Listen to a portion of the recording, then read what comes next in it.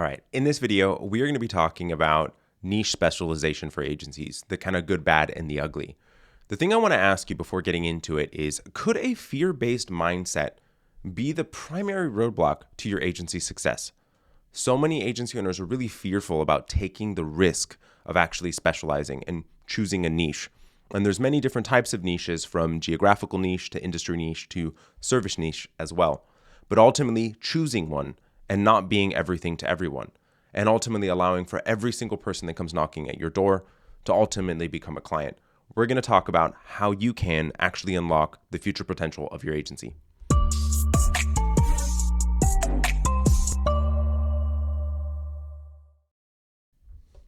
My name is Robert Patton, and I am the founder of Creative Agency Success, and we exclusively work with creative agencies to allow for them to simplify and ultimately scale their agencies. So let's talk about the sort of brass tacks kind of problem that we have with the full service agency that works with everybody. And so the common belief really is that you need to offer ultimately what the client is looking for. And if the client says jump, you say how high, in order for you to actually be able to make a sale. And in some instances, this might actually be kind of true, but it is essentially a self-fulfilling prophecy, because that is what they are used to actually experiencing with other agencies. And so when you're actually able to change the dynamic of the way that you're working with a client, it actually changes both the client relationship long-term as well as the sale conversation. So when you actually change your agency from being essentially a pair of hands, that tactical agency, and actually being strategic with the client, and you explain to them why ultimately they don't want all of those things in one agency, and they may want to have a strategic agency that oversees the other agencies to make sure that it's unified and have a fully integrated marketing strategy across all the different channels that they're leveraging. The thing that it ends up actually creating is that the vast majority of agencies that they talk to sound the same. And so in order for an agency to distinguish itself, it needs to actually be the low-priced offering. And not saying that that model doesn't work, it absolutely can, but now we're talking a quantity play versus a quality play. And depending on the agency that you want to actually build, this is kind of the major distinction of where you're looking to go. And not saying that you shouldn't go niche specific even with a quantity play as well. That even allows for you to be able to have a greater refined amount of specialization in the way that you're delivering your service to make sure that that quantity play allows for you to be profitable as well. So ultimately, I've worked with quite a number of different agencies over the years, countless of them at this point over the last decade.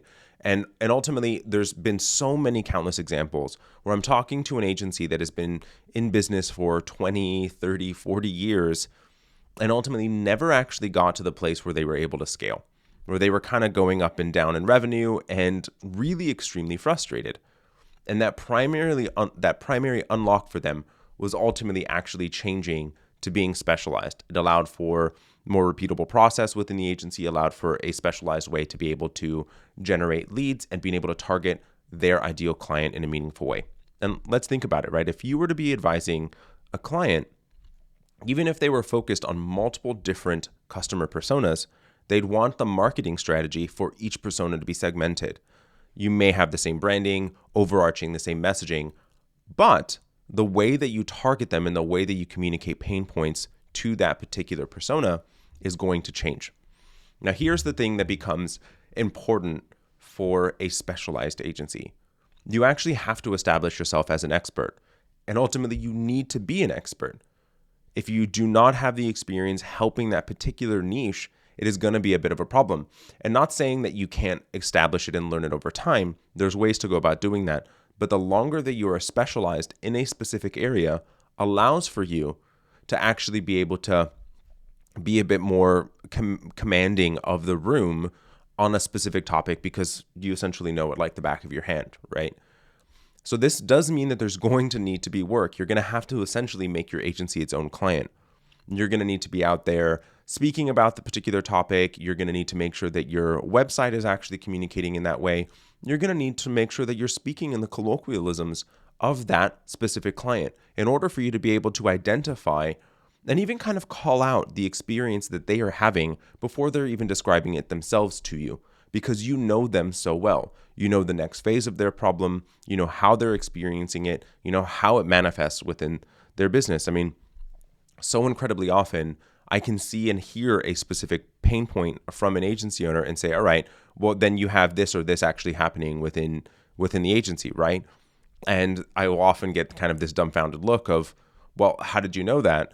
And it's because that's what I see happen repeatedly with agency owners. And you want to get to the same point with yourself as well, with your ideal client. And it's an important phase for you to be able to understand that if you're at a place where you cannot speak to that level of confidence with that ideal client, that you make sure that you get to a place where you're able to learn and adapt and understand. And there's ways for you to do research and understand these colloquialisms, the pain points, and have more deep, meaningful conversations, to even experiencing and actually talking with your existing client base to be able to build that up. But ultimately, the key component here is for them to respect your strategic mind.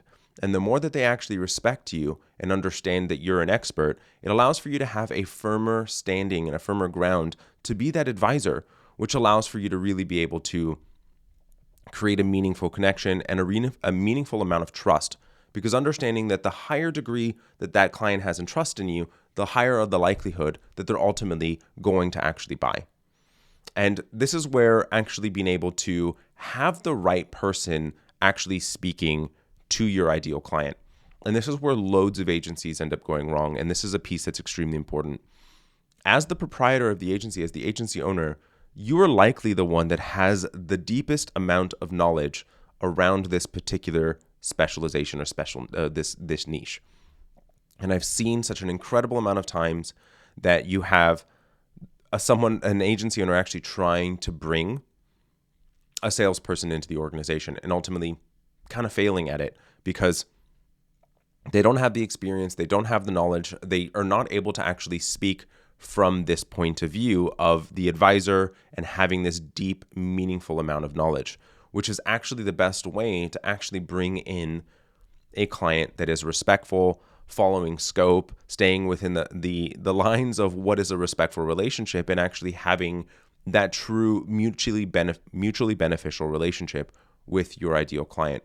And so making sure that there's obviously degrees to this, right? But typically speaking, I see anywhere between 5 to 7 million is when the agency owner starts to become extracted from the sales mechanism within the agency. And so making sure that ultimately it allows for you to be able to actually build that initial relationship, that understanding of who your agency is, build that confidence to allow for that potential client to want to actually engage with you.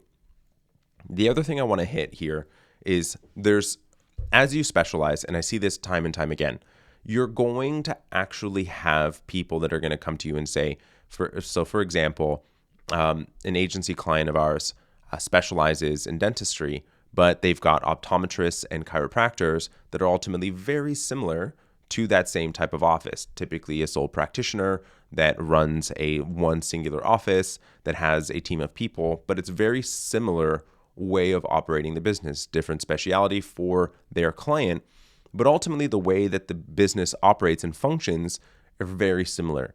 And the way and the strategies by which they're actually marketing to their clients are very similar as well. So you'll have examples like this where you have a kind of tangential or parallel oriented client that is going to come to you and say, hey, I know you work with dentists, but I'm a chiropractor and it's very similar. Can you help me too? And in that example, yes is okay, because it's not going to break your systems. It's not going to break your process. It allows for you to actually still speak eloquently, educated around this particular speciality. But let's say that you were going to start to talk to a hospital that has a very different type of way to market, very different way that they're going to actually allow for their patients to come through the door, whether they're trying to increase the amount of elective surgeries or what have you, right? Maybe I'm getting a bit too much into the weeds now, but ultimately allowing for yourself to know when to say no. Actually saying no to some clients is actually a major distinction between a successful agency and one that stagnates and plateaus, because it actually kind of drags your operational efficiency down quite significantly. So just kind of in conclusion, I want to just wrap everything up here. Specialization is one of the easiest ways for you to be able to simplify and scale your agency. There are some downsides to it in that you actually do need to be that expert. If you're going to portray yourself as an expert, you need to actually be able to be that expert. That expertise will amass more over time as you actually specialize, because the more time that you spend in that field talking about that specific service, geography, or industry, you're going to actually be able to more eloquently speak to it. The other thing is like this kind of mindset that if you're not everything to everyone, the client is going to say no. And ultimately, you're saying no to really meaningful business. But let me tell you, the more that you actually say no to the wrong type of revenue, wrong type of business, you're actually going to be able to make leaps and bounds greater success over time. And so think about how you can actually make sure that you're in your zone of genius, an agency that is offering services that are really world-class to a client that you ultimately really enjoy working with. If you have any questions around specialization, do me a favor and comment below. We're absolutely happy to help. And if you've enjoyed this video, do me a favor and make sure to subscribe. That way you can see more tips and trainings around how you can grow and scale your agency.